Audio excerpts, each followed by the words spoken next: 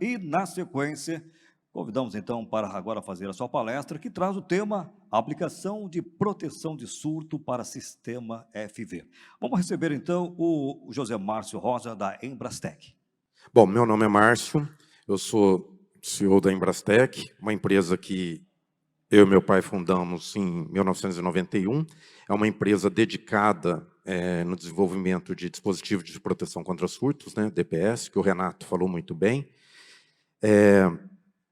A minha intenção aqui é falar sobre a aplicação. Então, nós já sabemos que é importante utilizar o DPS, mas como aplicar, como especificar qual o melhor DPS para utilizar na minha instalação, para ter a melhor proteção? Bom, a Embrastec é uma empresa que foi fundada em 1991, uma empresa 100% nacional, são mais de 700 modelos, temos uma linha muito completa, nós temos o nosso laboratório, onde a gente consegue fazer ensaios de surtos, né, geração de impulsos de até 100 kA na onda 8x20, eu vou explicar um pouco o que é isso. Conseguimos fazer até 20 kA na onda 10-350, também vou explicar o que é isso. E o nosso laboratório fica em Ribeirão Preto, onde é a nossa fábrica. Todos estão convidados a ir conhecer, apesar da pandemia já estar passando, né, acho que já dá para viajar, estão todos convidados a ir conhecer o nosso laboratório. Como não dá para todos ir lá, nós trouxemos o nosso mini lab, que é aquela máquina ali no canto. Aquilo não é uma pipoqueira, é um gerador de impulso, é um mini gerador, é como se fosse uma miniatura do nosso laboratório, e a gente vai mostrar ali um DPS em funcionamento. Então esse dispositivo está lá no nosso estande, mas nem todos, tem muita gente online, então eu trouxe ela aqui para a minha apresentação, para o pessoal poder ver. Depois vocês estão convidados a também ir lá ver no nosso estande. Então, eu vou dividir a minha apresentação em duas etapas. Uns 12, 13 minutinhos, parte técnica, e os últimos 5, 6 minutos a gente faz uma demonstração. Bom, quando eu vou falar em aplicação de DPS, existem normas que tratam sobre o assunto. A 5419, ela teve uma revisão em 2015, que ela saiu de 50 páginas, foi para quase 400 páginas, e ela foi dividida em capítulos. O capítulo 1, princípios gerais, com 77 páginas. O capítulo 2 é importantíssimo, que é a geração de risco, ou seja, qual o risco, qual a necessidade de utilizar DPS, de utilizar proteção, SPDA, MPS, né? Ou seja, qual a necessidade de eu me proteger contra descargas atmosféricas. O capítulo 3 é a parte de estrutura, ou seja, a proteção do SPDA, ou seja, o Sistema de Proteção contra Descargas Atmosféricas, é a construção do SPDA, ou seja, do para-raios, né? E a parte 4, que é a que nos interessa, que é a proteção dos sistemas elétricos e eletrônicos internos à estrutura, que a gente chama de MPS, Medidas de Proteção contra Surtos. Que ela é composta não só pelo DPS, mas também pelo roteamento de cabos, equipotencialização, ou seja, eu preciso pensar como um todo para proteger meu sistema. Mas vamos ao DPS. Quais os parâmetros para eu especificar um DPS corretamente?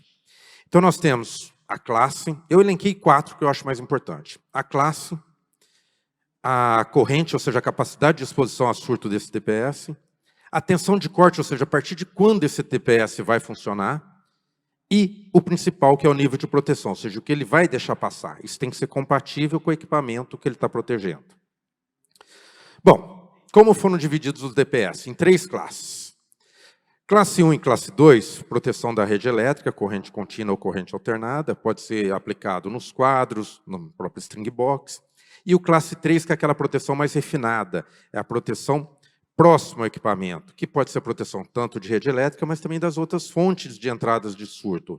Dados, CFTV, ou seja, todo sinal, ou seja, qualquer par metálico que possa entrar no meu equipamento pode estar trazendo surtos.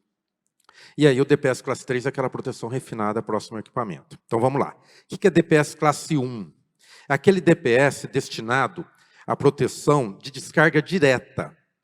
A norma chama isso de fonte de dano S1 e S3. O que significa isso? S1, a descarga ocorreu diretamente na minha edificação, e S3, ela ocorreu diretamente nos condutores ou tubulações que adentram essa minha edificação. Ou seja, a corrente é muito alta, porque a descarga foi direta. E ela dá um mínimo, então. Então, esse DPS, né, ele tem que suportar, no mínimo, 12,5 kA de corrente de impulso. Mas o que é corrente de impulso?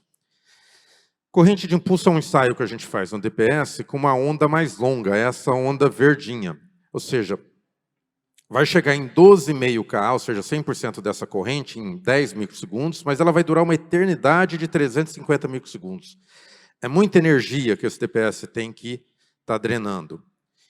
E aqui eu coloquei a onda 8x20, que é da corrente máxima, essa vermelhinha. Ou seja, 100%, no caso 60 kA, em 8 microsegundos, e atinge 50% em 20 microsegundos, ou seja, a energia é muito menor, né? O tempo é muito menor. Então, o mesmo DPS. Por isso que a gente fala um DPS classe 1 é aquele 12,5, no mínimo, 12,5/60, ou seja, 12,5 de corrente de impulso e 60 de corrente máxima. O mesmo DPS, se for ensaiado na onda 8x20, ele suporta 60, se ele for ensaiado na onda 10x350, ele suporta 12,5. O classe 2, aquele DPS dedicado à proteção contra descargas indiretas. Fonte de dano S2 e S4. S2, próximo da edificação. S4, próximo das tubulações ou condutores que alimentam essa edificação.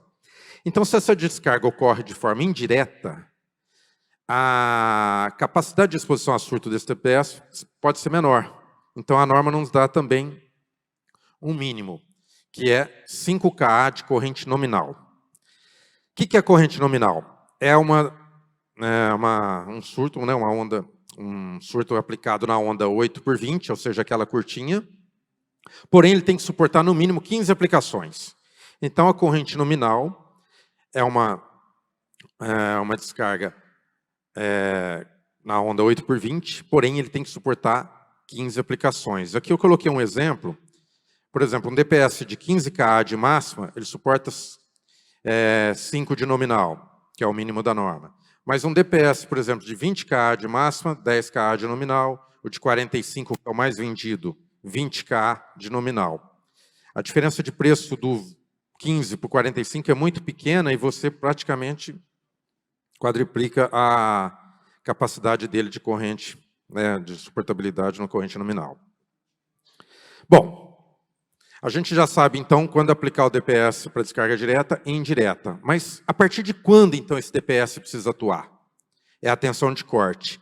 A norma nos dá um mínimo. Ele tem que cortar, no mínimo, com 10% acima da tensão nominal. Então, aqui nós temos um exemplo. Aqui é 220, né? Então, se nós temos 220 de tensão nominal, mais 10%, 242, o DPS indicado, 275 volts. Local onde é 127, mais 10%, 140, DPS de 175. Que eu pus um exemplo também para uma usina fotovoltaica com 900 volts, mais 10%, 990, DPS indicado 1.000. Posso usar tensões maiores? Posso, isso aqui é o mínimo. O que me talvez proíbe de usar uma tensão muito maior é o próximo parâmetro, que é o nível de proteção. É o que o DPS vai deixar passar. Então, o DPS recebe um surto, ele atua e deixa passar alguma coisa. O que pode passar? Para um sistema trifásico 127, 220, no máximo 1.500 volts. O que significa isso? O DPS vai receber um surto de descarga direta ou indireta, vai atuar a partir daquela tensão que nós falamos, vamos dizer que nós escolhemos o 275, então a partir de 275 ele passa a atuar, e ele pode deixar passar, no máximo, 1.500 volts. Por que 1.500 volts? É a suportabilidade que os equipamentos que ele está protegendo têm. Então, isso tem que ser calibrado com a suportabilidade de impulso do que eu quero proteger. Para sistema fotovoltaico, quando a gente pensa no inversor, o inversor suporta 6 kV. Então, o DPS de 1.000 volts, no caso da Embrastec, a tensão residual dele é 4 kV. Então, bem abaixo do que o inversor suporta. Isso dá o quê? Maior segurança, maior vida útil para o equipamento que eu quero proteger. E aí vem o DPS classe 3, que é aquele que vai proteger o equipamento especificamente, né? Então, esse DPS ele é aplicado próximo do equipamento. Então, aqui pensando em inversor, eu tenho que proteger a rede elétrica, já tudo bem com classe 1 e classe 2, né? a parte do AC, a parte que vem dos módulos, mas eu também tenho a parte de comunicação de dados do inversor, então também tenho que utilizar um DPS para essa parte, seria um classe 3. E um adendo que eu gostaria de fazer. Se a gente entendeu que o DPS classe 1 e classe 2 são aqueles que protegem e estão instalados em quadro, e o DPS classe 3 aquele próximo ao equipamento, quando eu tenho um inversor que tem incorporado nele um DPS, esse DPS incorporado no inversor é um DPS classe 3, porque ele está dentro do equipamento. Nós vamos entender isso agora, falando em zona de proteção. Zona de proteção, essa figura da norma, o que acontece? Isso é a blindagem que a gente faz. Cadê o Noé? Quanto tempo eu tenho? Já falta só 5? Ah, tá bom. Então vamos correr. Quando eu falo em proteção, a gente tem que pensar em blindagem. Essa zona 0A é a zona onde não houve nenhuma blindagem de proteção, ou seja, ali o SPDA não trabalhou ainda. Aí eu tenho a 0B, onde já há uma atenuação, que é essa zona aqui meio cor-de-rosa, né? É onde já houve uma pequena atenuação. Aonde que eu vou utilizar o DPS classe 1? Na transição da zona 0B para a zona 1. Onde eu vou usar o DPS classe 2? Na transição da zona 1 para a zona 2. E o classe 3 próximo ao equipamento. Então, um DPS incorporado ao inversor por zona 3. Né? Então, é nessa transição. Aqui eu coloquei essa figura também é da norma. Eu tomei a liberdade de trocar essa antena aí por um módulo. Então, imagina que eu tenho aqui os captores, houve aqui uma certa atenuação, e o meu módulo, né, ele está sem o risco da descarga direta, mas ele está na zona de influência 0B. Então, nessa transição da 0B para a zona 1, eu tenho que colocar um DPS classe 1. Isso aqui é muito importante, porque muitas vezes a gente usa DPS classe 2, muitas vezes nem protege o módulo, só protege próximo do inversor. Bom, quais as normas para proteção de DPS, né, para DPS? A 50539, que trata especificamente de DPS para sistema fotovoltaico, e a 61643 também, 31, e temos também a norma 16690 para arranjo. O DPS para sistema fotovoltaico ele tem uma construção um pouco diferente, ele tem que garantir a desconexão numa tensão mais alta, então não posso jamais utilizar um DPS para corrente alternada em corrente contínua. Eu já vi gente fazer isso, é muito perigoso, porque no final de vida útil o DPS precisa se desconectar do sistema, e o DPS de AC aplicado em corrente contínua, ele tem mais dificuldade para fazer isso. Nós temos uma linha bem completa, tanto ele no modelo monobloco quanto plugável, configuração em Y, que é que a norma sugere a melhor opção, porque eu tenho a proteção tanto do positivo e negativo entre eles, que a gente chama de modo comum e transverso, né? Ele tem a proteção entre o positivo e o negativo e os dois para o aterramento, que é o formato Y. Eu vou correr um pouco para a gente poder fazer o nosso ensaio lá.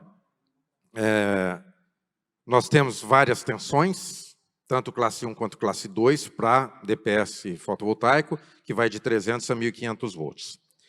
Como instalar é muito importante. Aqui no AC, a gente coloca o classe 1, normalmente isso, lá no primeiro ponto. O classe 2, nos quadros de distribuição, se tiverem a mais de 10 metros. E o classe 3, próximo ao equipamento, fazendo a blindagem total, né? A gente vai fazendo a coordenação dessa proteção.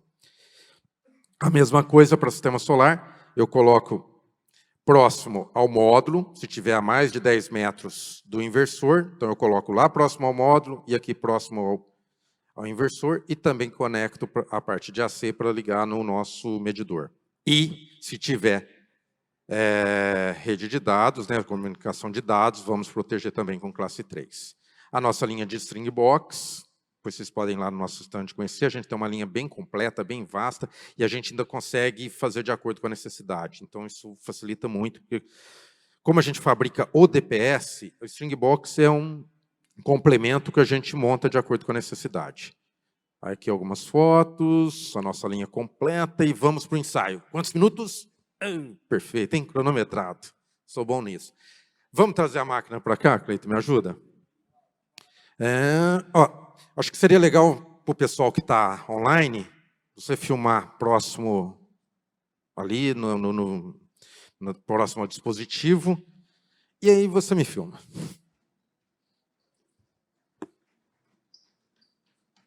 Vou trazer aqui para o meio, não sei se todo mundo vai conseguir ver, mas depois vocês podem ir lá no nosso stand também, que a gente faz lá, próximo para todos. Vamos lá. Acho que aqui tem um pessoal que vai ficar no pilar ali, hein? Que pena. Se vocês quiserem levantar, acho que pode, né? Deu aqui? Tá ok? Bom, o que nós vamos fazer aqui? Nós vamos carregar o nosso Minilab com 1.600 volts e vamos descarregar esses 1.600 volts nessa lâmpada que está aqui dentro, porém protegido pelo DPS. Depois nós vamos fazer a mesma coisa. Normalmente ela não queima, eu espero que não, senão vai ficar ruim, né? Nós estamos aqui com umas 400 pessoas assistindo, espero que não queime. E depois nós vamos tirar o DPS e vou fazer novamente, porém sem sem o DPS, e aí a lâmpada normalmente queima. Bom, vamos carregar, estamos carregando. Eu estou usando apenas o poder da mente para carregar, vocês estão vendo que ela está carregando sozinha. Vamos lá, chegar em 1.600 volts.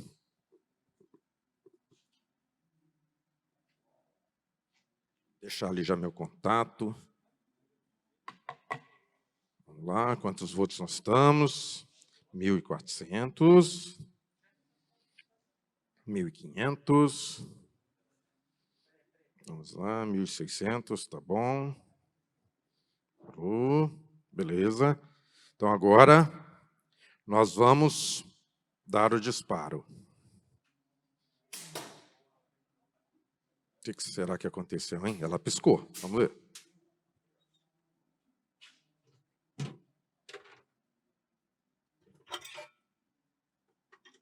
Não queimou.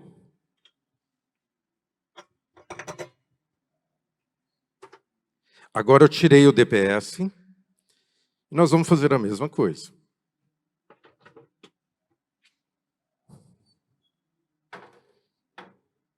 Vamos lá, desaterrando. Vocês viram que eu uso o poder da mente, né? Eu faço assim, ela já desaterra e agora vamos carregar. Você não sabia que eu fazia isso, né? Ah, tá bacana lá. Vamos lá, já estamos com 500 volts. 600. Esse mini gerador, né, é uma miniatura que nós temos lá na fábrica. O que acontece? Nós temos um transformador que carrega um banco de capacitores e aí ele dispara esse surto. Aqui a gente consegue uns 5K, consegue uma corrente bacana, né, 5.000 amperes, com a tensão mais baixinha. Essa aqui a gente consegue fazer até 6.000 volts, uma corrente maior, porém fora do laboratório nunca é bom, né? Bom, vamos lá, 1.400, 1.500, 1.600 volts. Então, atenção, hein? Olha o poder da mente, hein? Acho que queimou, hein? Vamos ver. Conseguiu pegar a câmera ou eu fiquei na frente, hein? Ah, que bom.